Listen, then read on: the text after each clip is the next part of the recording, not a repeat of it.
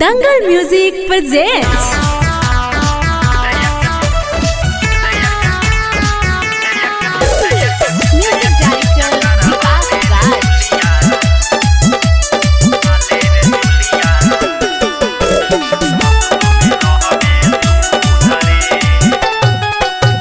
दिनवा तो तोहरो उतर कहिल बाके सखी तोह कहनिया हमरे से आके। दिनवा तो तोहरो उतर कहिल बाके सखी तोह कहनिया हमरे से आके। दिन बता के गइली बूधरे बूधरे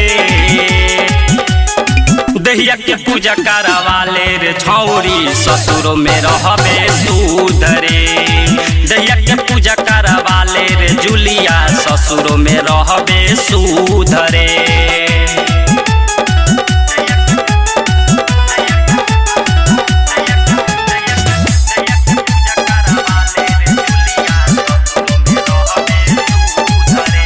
हमरो काहे ले गइली दिल रे दोसर चलावे जाता रे मिल रे।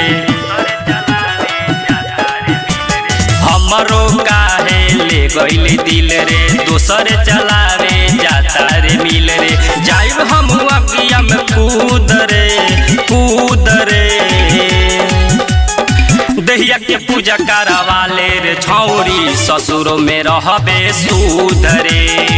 दहिया के पूजा करावाले रे जुलिया ससुरो में रहबे सुधरे।